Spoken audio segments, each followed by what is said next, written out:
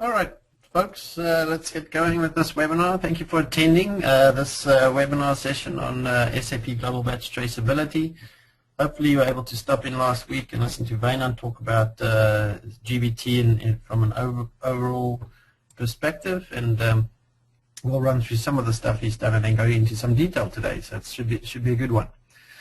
Before we get started, if you have any questions, in the little GoToMeeting bar on the right-hand side, you should see a little question panel.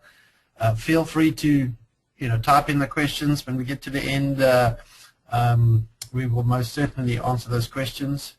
If there's something urgent you want us to address while we're in the middle of the presentation, type it in there. Michelle, our coordinator for this webinar, will jump in and ask me to answer that question, so feel free to do that too. Feel free to follow us on Twitter at BizMaturity for particular GBT issues, and around that we're using that hashtag QData_GBT. Have a look on Facebook and LinkedIn. We have a LinkedIn group for Global Batch Traceability. Folks are starting to use that too, so let's start to share some information and experiences out there. Before we get started, just something interesting out there, and then at the end we're going to come back to this little comic over there. But this is a typical thing that we get to when we get to clients that are implementing SAP. All hell's breaking loose and no one's enjoying the experience and stuff like that. Let's hope that this SAP GBT experience for you doesn't end up this way, but we'll also give you the secret as to how not to end up that way. All right. So what we're going to cover today, we're going to go through an overview of GBT. So this is going to recap some of the stuff that was spoken about last week. And last week we went through some demos and stuff like that, or screenshots of what's going on and how to take a particular process through GBT. So feel free to download that webinar and have a look at that from that perspective. After we go through that overview, we're going to go through the components and the architecture of GBT. Implementation considerations, extensibility, so how can we, what do we need to go and code, and how can we change the way that GBT works out of the box. And then we'll wrap up with some of the lessons learned and answer the whole asterisk and obelix issue. Okay. So from an overview perspective, Global Batch Traceability, it's a tool that SAP just launched December last year. And it's a tool that helps us to gain insight into a product's batch genealogy. All right. So in here we're talking about batches and soon to be serial numbers and handling units in the next release. When you going forward in a couple of slides, we'll see what we mean by the genealogy. But basically, it's your parent and your children relationship. What batches this raw material was consumed in. And if you're a batch, if you're looking from the top down, what are the raw materials that made up this particular batch? That batch could then be consumed in several batches, and pretty soon it gets the tree becomes pretty big, right? With this tool, it gives us a very fast and efficient way to go and analyze the reporting or answering our reporting needs for product batch and multiple batch distribution records. So in other words, I use this batch in several deliveries, and these are where these batches are right now. In other words, these are the customers that consumed these batches. So if I was to go right down at the bottom level and see that this raw material was a bad raw material, I want to know all the batches that had this particular raw material as part of it, and where those products are right now. So in other words, where did we distribute this bad raw material to? Okay, so it's a tool to allow you to do that. So here's a very small batch genealogy tree over here, just trying to show you the relationship. So GBT is just an enterprise-wide repository of objects and the relationships between the two. Obviously, these objects need to be relevant to batch materials, and then it's going to come through to GBT. We store it in the repository, and then GBT is the tool that sits on top of that repository. It shows you a nice view like this, where you can then highlight a node and say, hey, show me all the the parent and children from this particular node onwards. So it allows you to easily go and analyze and determine what impact a particular bad batch had or a particular bad raw material has. Exactly how widespread is this issue. Another nice feature, because it's a repository of information, it's available to you for reporting. So SAP delivered 4 standard reports with GBT, with some common functionality that's required to answer some common issues out there.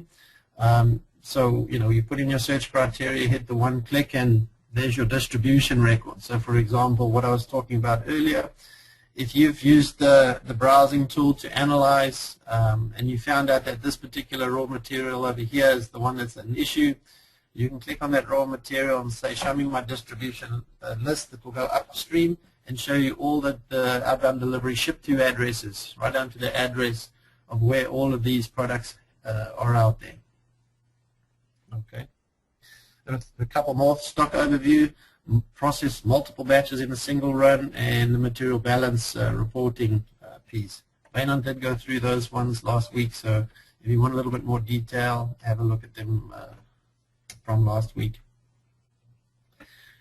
Just a little note: a couple of folks coming to us and say, we have some of this functionality in ECC. Why do I need a GBT product? Well, this screen should sort of highlight that from you. So in ECC, you do have a top-down and a bottom-up analysis of your impact of or batch relationships, but it's a tree view, which again, GBT has that too.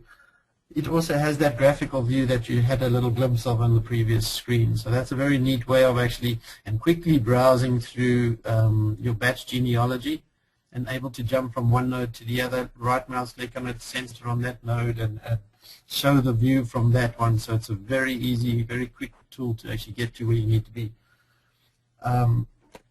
ECC has no ability to show you information that's not contained within that ECC system, right? So if you have 2 batch systems, one in the US and one in EMEA, and you have maybe a third-party batch system that's managing, goods receipts outside of the system, but they're batch systems, ECC is unable to handle that, yet GBT can. Okay. The consideration of non-SAP systems, as I just mentioned, ECC does not do that. Handling units and serial numbers are not considered in ECC. There's a little asterisk there because those are coming in GBT2, but they are going to be considered in GBT2, which is imminent, I believe. There's no consideration for non-SAP tracked objects, example for pallets, yet in GBT we can. Though in the one run, so the ability to analyze objects, multiple objects at one time, is not possible in ECC. You have to take one, find the result, pick one, then go run it again, and then so if you've got 50 batches, you have to run it 50 times to go and have a look to see where the issues are, and then you have to collate them. So the time to do this same effort to provide like a distribution report in ECC is, could even take weeks depending on the size of the scope of the issue. Okay, there is that report that I just mentioned, the distribution one, that could be formatted in a way that could just be a documented report that you can hand over to the government in terms of the regulations. So if there's a recall and they need you to tell them exactly where all these products are, that is the report you'd actually hand over to them, with basically one click. From a performance perspective, the ECC one, it's all around batch management as opposed to the batch reporting. They've given the report, but the database in the back end is not tuned for performance in large volumes of batches and analysis around that. That's why they have to stick to, you're either doing a top-down approach or you're doing a bottom-up approach, but you cannot do both of them at the same time. That would just, bring ECC to its knees with the current database structure. So what is GBT not? Okay, it is not a batch management solution, right? So there's batch in the name. We've been asked, we have a batch management solution. It's like, that's fine, but this is not batch management. This is not going to, manage your material master at a batch level. This is not going to do good receipts and manage the batch assignment in the back end or any of that sort of stuff. It's got nothing to do with batch management other than we have a hook into where the batch management pieces, where batch managed like goods movements, for example, move into ECC. There's a hook in there to send that information to GBT. And we pull the related master data across too. So it's a reporting tool on top of your batch managed products and the movements of those products. That's what it is. It is not a replacement for a system with poor data, right? So we have their little bottom garbage in, garbage out. So if all your movements related to batches are not stored in the system, if you miss one, basically you're missing a link in the tree, and the child of that link, for example, could be a massive tree in itself. Or the parent of that tree that you just broke the link to could be a massive link. A common issue would be, making a receipt of a goods not against the purchase order. Well, we now have we have two objects that are batch managed. As an example, we have a purchase order and a receipt, but the link between the two are not there, so one cannot be tied to the other. Okay.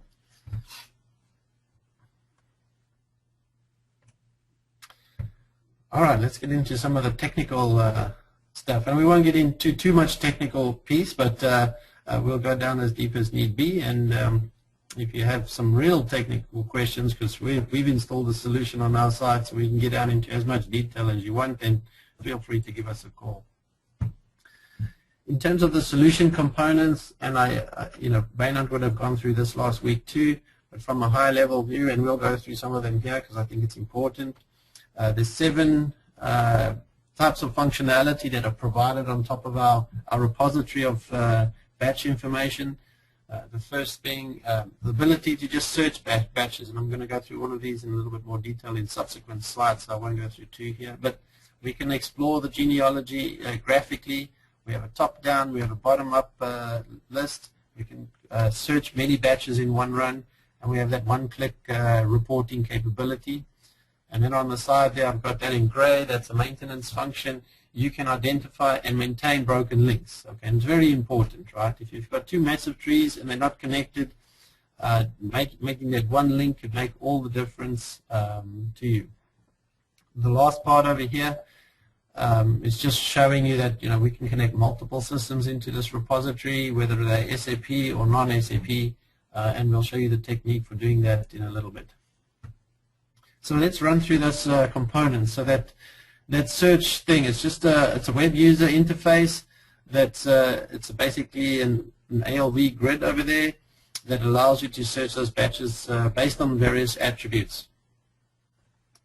Okay, and that's like, so there's a screenshot of what it would look like over there. A very neat graphical user interface is the second component of it. For example, over here we've looked at the purchase order. Then we click on, maybe that's the delivery, inbound delivery, or whatever that object is that's highlighted there. We say, show us the tree from here. If we then determine that a subsequent batch, way upstream there against another production order, that particular batch has an issue with, we can then center on that node, and then it will show you its tree, both downstream and upstream, right? Which won't look the same as this, obviously, because multiple batches can be consumed in the same production order, and one production order can result in multiple batches too. Okay, so here's the typical top-down ALV report, similar to what you would be able to see in ECC.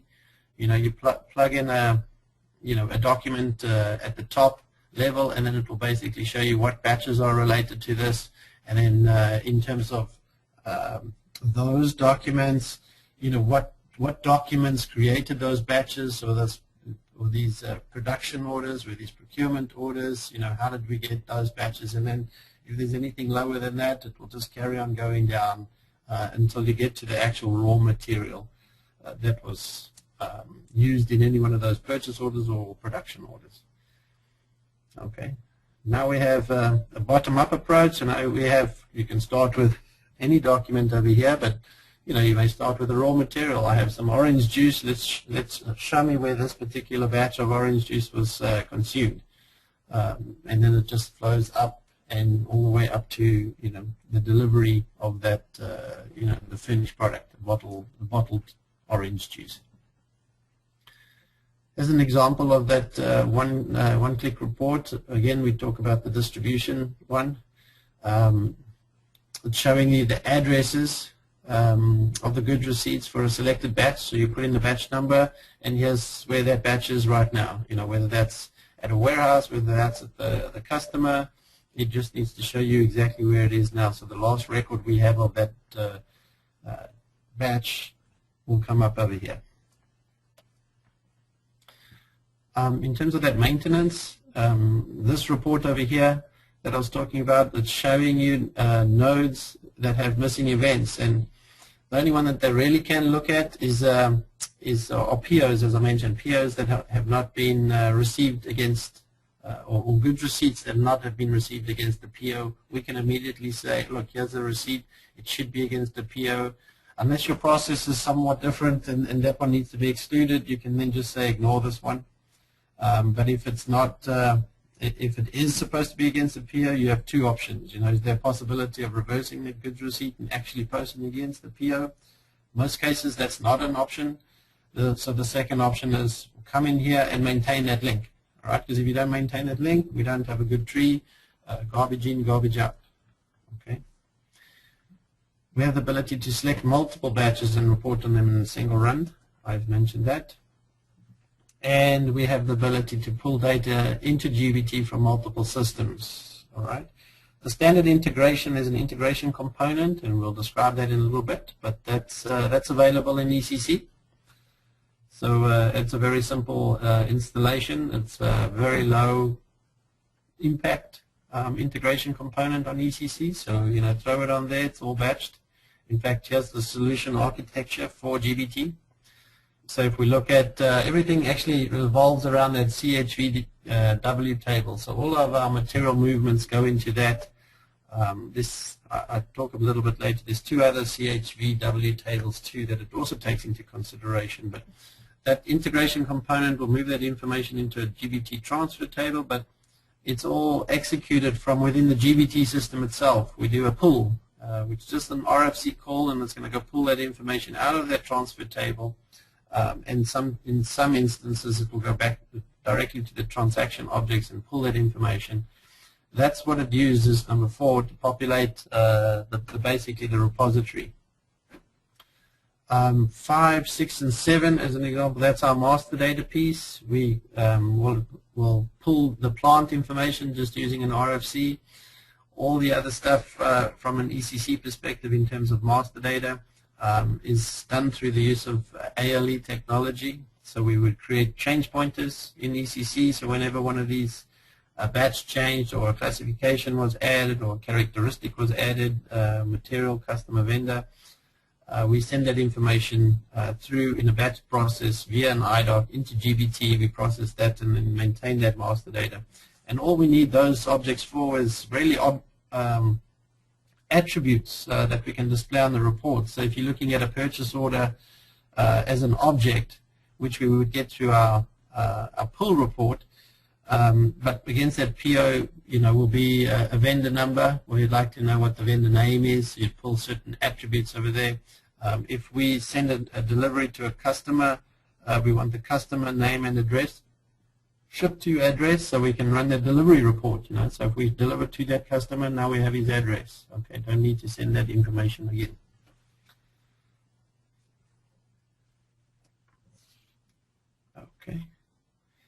Okay, so just a little bit about that. We used that CHVW table. There are two other ones, the CHVW_Inc. and then the Inc. purchasing one. It allows you to do multiple batch evaluations of production orders and process orders. or multiple batch evaluation of purchase orders, in the face of subcontracting orders. So that's key. It actually covers all the goods movements out there, so it's a complete solution in that respect. So let's look at the implementation considerations. We'll look at two deployment options that are available for you. The first one over here is the standalone option. In other words, you're going to stand up a server by itself, and that's going to be your GBT server. There's the component GBT R100. It needs to be installed on NetWeaver 731. And then you on your ECC system or systems, you would install the integration component. That's a GBT R int 100. That's the one that does the tie-in on the master data side as well as on that CHVW table. All right. So if you're going to any ECC system that has your batch management processes in, put that component in, have it integrate via RFC to GBT, and you're good to go. The second option is, because GBT is actually it has a very small footprint, so you can quite easily put this as a component, as an add-on option onto your ECC server. Again, your ECC needs to be Enhancement Pack 6 or above. Don't know if there is above right now, but and then that one needs to be on NetWeaver 731. So there may be a little bit of a, you may have, if you don't want to do the upgrade, then the standalone option is probably more for you. But if you're quite up to date with your ECC installation, then adding the GBT as a component is quite easy and quite doable. All right. So let's talk a little bit about integration with third-party batch managed systems. There's two options over here too. This is probably the one that would be used as opposed to the other one, but the other one is preferred. So you have a non-SAP system with their concept of their where-use data and their master data. They would have to come up with a connection layer. So they would have to write some sort of code that then calls our web service, either through MI or NetWeaver PI.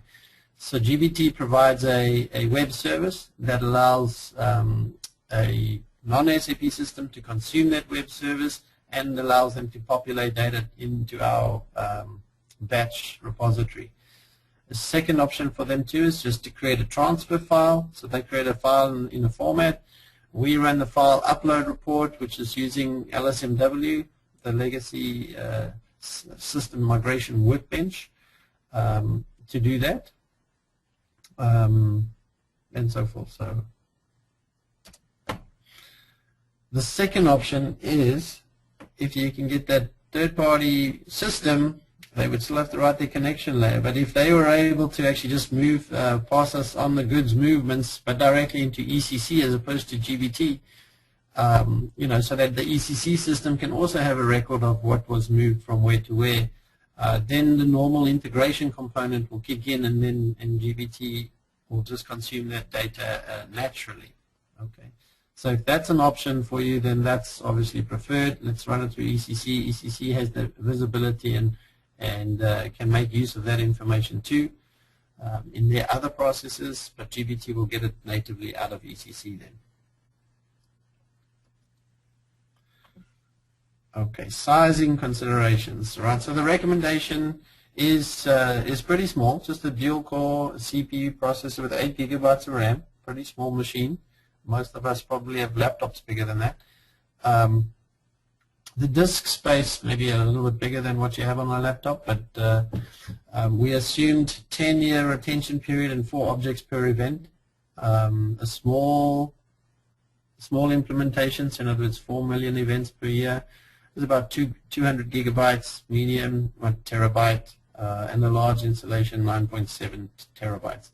So depending on your industry and how long you need to keep the information online, you can have a lot of information, but it's another case for GBT. If you have a lot of information, the database is tuned for this, right? So even at 9.7 terabytes of information, the reporting is much quicker than you're able to do in any other way, shape, or form.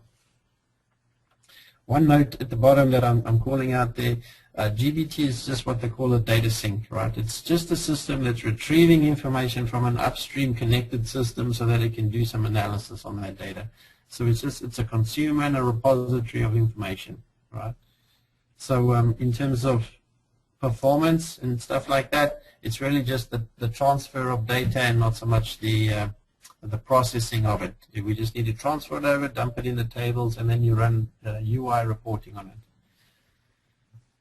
All right, so if we need to do an installation of GBT, what's it going to take? So I'm listing out some of the steps over here that needs to be, but on your ERP ECC system, we need to install that add-on. Then we need to do the ALE configuration.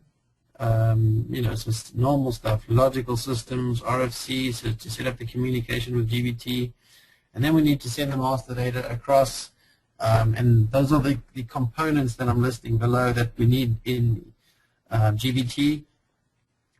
Actually most of those are optional, but if you don't send them across, then you're having blank attributes on the other side, right? So you'll get a vendor number but no vendor name. You'll get a customer number but no name, no address. Okay, so some of that stuff, although optional, not required by GBT, it's still pretty important to get over, otherwise you just get less value out of the tool. On the GBT side, that's an add-on too, but that's not the integration component add-on, that's the actual functionality itself. We need SAP NetWeaver Business Client. Some of the functionality is running in that Business Client software. So that's, if you haven't heard of that, that's just the new SAP GUI, and I guess it's not so new. It's been around a while, but it's a GUI from SAP.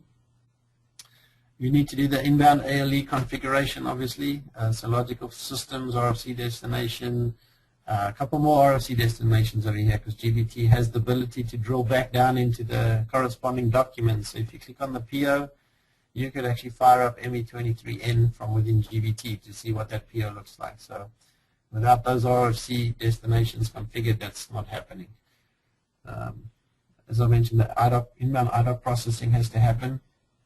We need to do the mapping of the classification. So there's some standard stuff delivered by SAP, but obviously they don't know what classifications, what characteristics you're using. So we need to do the mapping between the standard and what you're actually using.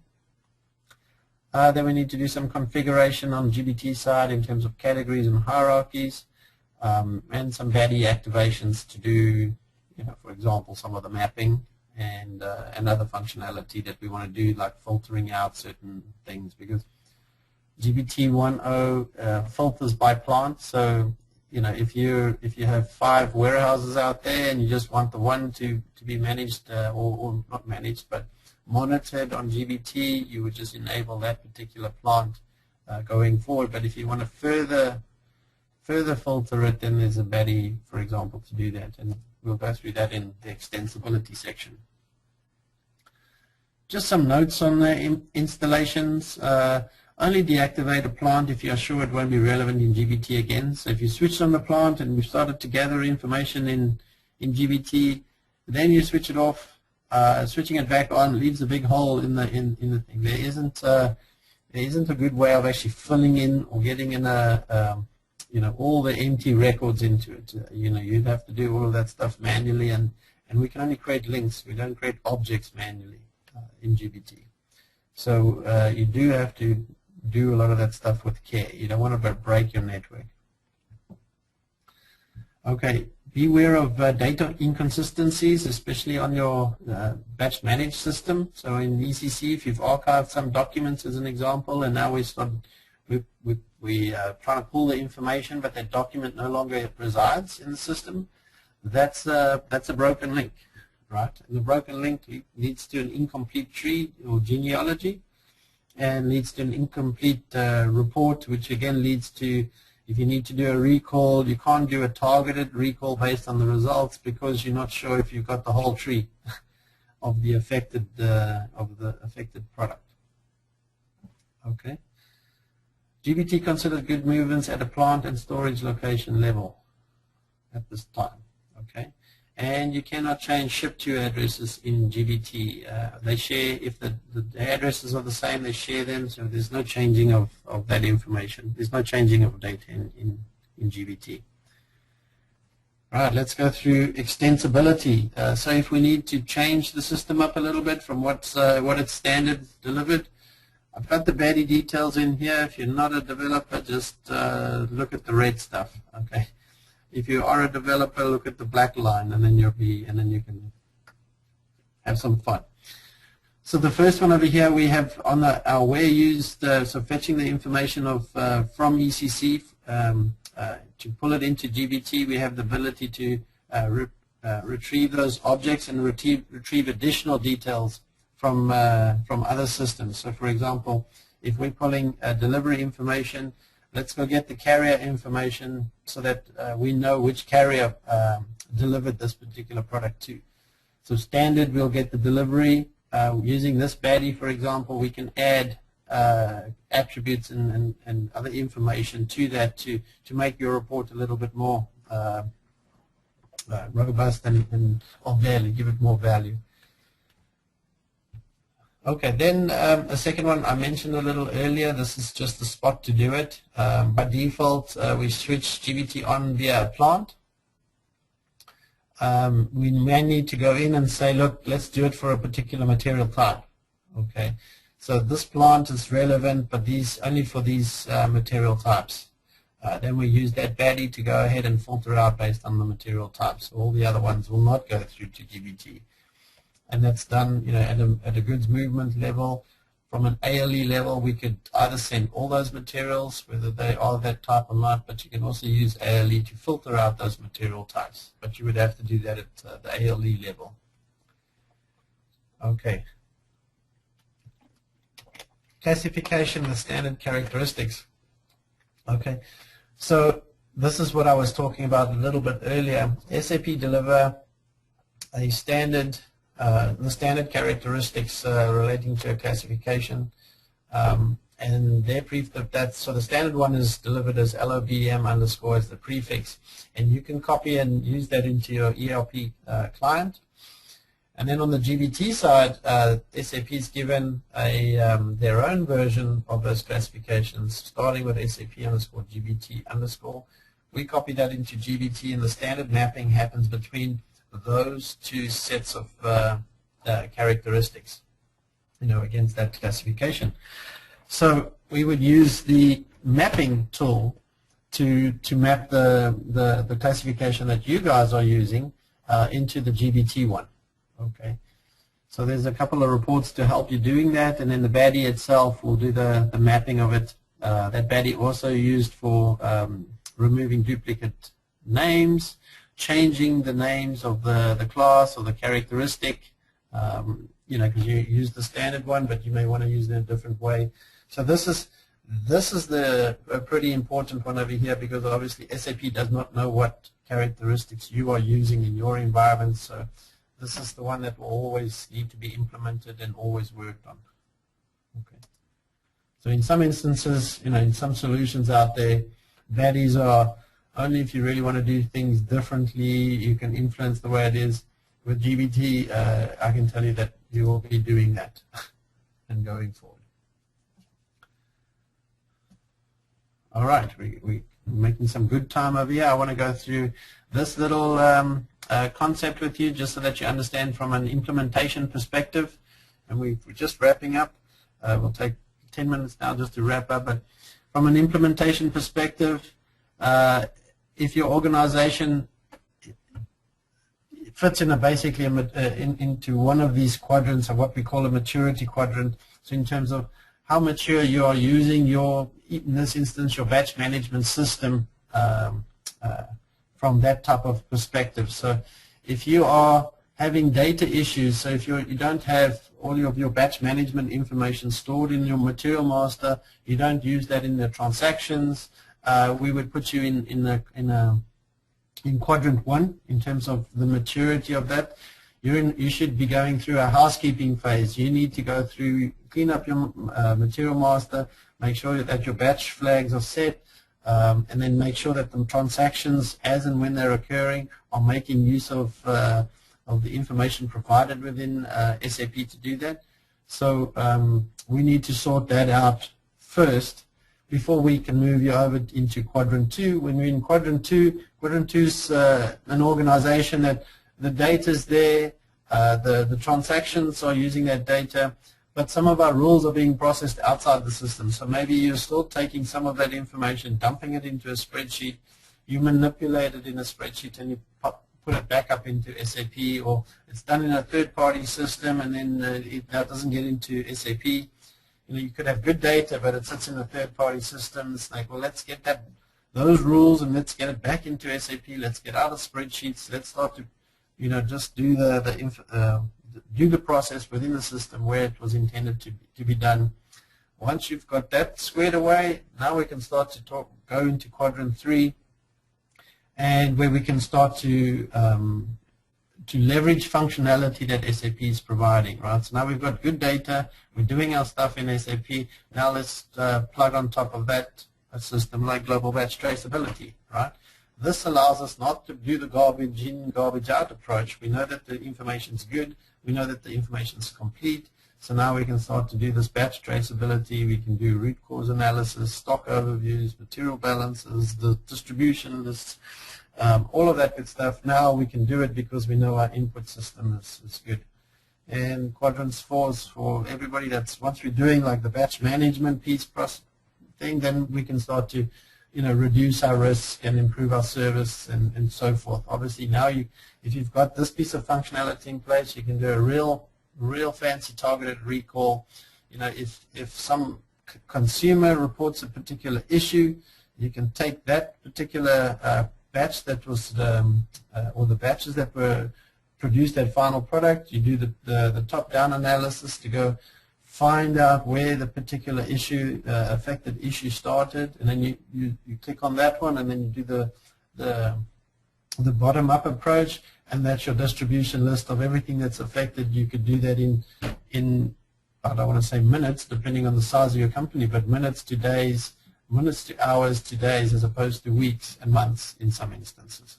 Okay, that's where you get the real business value, protecting your brand by limiting the effect of an issue that's out there. Okay, so let's go through some of these key points right now. As I mentioned, GBT is not a batch management system. It is a repository of objects, batch managed objects, and the relationships between them. That's really all it is. Okay, and a reporting tool on top of that. It focuses on that reporting and the browsing of that batch genealogy tree, if you want to call it that. The extensibility allows you to bring your required attributes to GBT. That's just the effort then. And really the effort for implementing GBT is small, compared to any of the other SAP tools. As it just says, it's a reporting layer. I think it's developed in Microsoft Silverlight, so that's a very nice tool. Go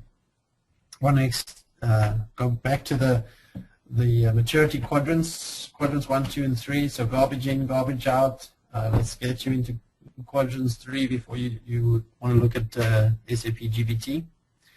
And then in terms of the value, the big value is it greatly reduces your time to insight. And what do we mean there? It's the time, the insight, if you can call it. It's that's where my problem is, and this is the extent of my problem. The insight into the extent of a problem, you can get to that moment far quicker by doing this reporting using this particular tool. And I don't sell this tool by any way, but it's definitely a tool we believe in from a perspective from QData. We are focusing on this tool as one of the tools that give you great value to, obviously, to certain industries. It's batch management industries, so pharmaceutical industries, and it ties in well with some of our other practices around serialized track and trace, as an example. So you could even get down into the serial numbers of this particular one, and then use the object event repository to go show you the further detail or the cadence of that particular serial number, or the e-pedigree of that one, if you're talking in the pharmaceutical language. If you're looking for some more information on GBT, We have some information out on our website. If you just go onto scenarios and you go batch traceability, read up over there. We've got some there's a white paper at the bottom. There's a couple of other documents that you can download and have a look at it. We also have, not we, but LinkedIn. There's a group on LinkedIn. It's a small group right now because this is a very new tool, but it's currently in ramp up. There's I think there's more than 10 customers already signed up for the ramp up. We're doing the ramp up. It's looking very promising from an SAP perspective. I've got some feedback from them, and they're very confident this thing is going to fly. In terms of just the feedback that they got from the ramp-up session. So if any of this will sort of run through this, we just did the 2 webinar series for this particular GBT one. So if you have any other questions, please feel free to call. But typically, what we like to do, if this is looking for something that just rang a bell over here, contact us. Let's see if we set up a readiness assessment, which is just a small little, it's either a phone conversation, a couple of hours. We just go through all the questions that you need to do. So we just want to, in that session, get to a point where, is this for you or not for you? If it's for you, then we can take you on to the next step of, let's do a scoping assessment, typically 3 days, where we come on site. We have a look at your processes. So we go down into your batch management system, have a look to see what the data looks like there and how clean that is. So again, assessing quadrant applicability from a maturity standpoint. See what your needs are in terms of the reporting side of things. Basically scope out, okay, exactly how big of an effort this is, and then give you a roadmap. So after 3 days, we give you the presentation to say, this is what it's going to take for you. At the end of the day, you should be able to take that and get the budgeting approval. You'll have the numbers and you can go forward from that. But that would be the path forward from here. Right. So on the left-hand side, those are the folks that have had bad experiences with SAP. I always laugh at that because I've seen many implementation that are very good, and it's the same piece of software, yet some folks are going to throw SAP out just because of a bad experience, but it's the folks that you get to implement that, right? So if you get the right driver with the right tools for the job, then it actually, using the same piece of software, it actually comes out just fine. Okay, so there is hope at the end of the, or light at the end of the tunnel, shall I say. Got about 15 minutes left of the session. So firstly, I want to just say thanks for your time. I appreciate it. I see there's quite a few people online, so I'm happy and pleased about that. But if there are any questions, now's the time. Let's throw some questions out there, and I'll answer those. If not, give us a call if you want to have anything specifically mentioned.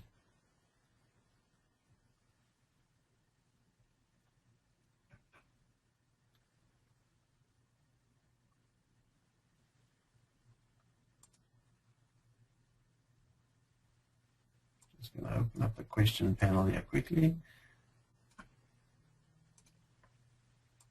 Okay, so just a quick question on the add-on component. It is a small component, and generally I don't recommend installing add-on components onto the ECC environment.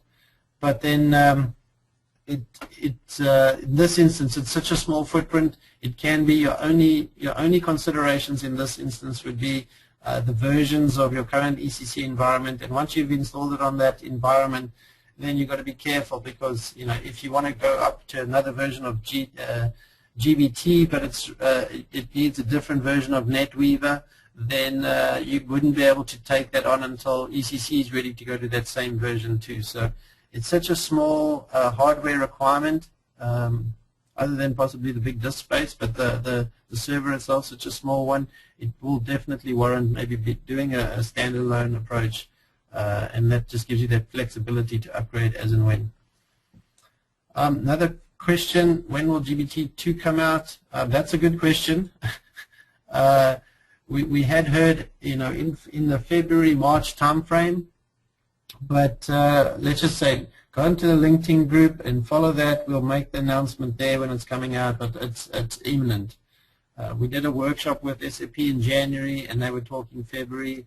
Obviously, February ends tomorrow, so it would be the February-March time frame, so more like the March time frame. So there's a question here, will there be a repeat session on this, or make this presentation available? Thanks, Anne, for your question. Yes, Michelle, from our coordinator for this particular webinar, will make this one available online. It will be available, very shortly on the website. So most likely check back tomorrow. If you go onto the same place where you registered, so onto the QData website, onto the resources, there's a little link there, previously recorded webinars. You'll see Bainant's one from last week, which was the overview session with some of the walkthroughs on what the screens look like. If you have a particular problem, this is how you address it. So they had an issue. If you find a bad batch, this is how you do your top or your bottom-up analysis. And then if a consumer reports a bad product, how you do the top-down analysis on that. So there's screenshots on there. So that was a good one. You can always get it from there as well. Then there's a question from Barry in terms of the cost of a typical implementation. If we can give a ballpark figure. I can't give you a figure, Barry, and because I don't know the scope of the project. But let's just say the scope of the project, it's pretty small, and it can be very well contained. It's just how complex is your mapping going to be from your classification on and so forth. But we're not talking about a 6-month project here. It may be more in the lines of a 1-month type effort for one person. If I'm going to give you an idea as to the scope, this is not implementing ECC. This is just a technical, almost a technical resource that we have to get on site to get all the communication, get the master data, and then tap into your batch management one based on your requirements. So typically it may be about a one week to design effort, 1 week setup, communication type effort, and then maybe a week of development and getting the classification piece going on with the following week of testing. So about 1 to 2 months, depending on how serious your testing requirements and the impact on ECC, that you want to measure. Although it's a very small footprint, as I mentioned. So hopefully that gives you the ballpark. 1 to 2 months, one person, right? And I'll just throw it out right now, because this is a new product. Now is the best time actually to do it. The companies that are doing the ramp up right now are influencing this product and the way it's going. With new installations, especially in the US, SAP will partner, for example, with us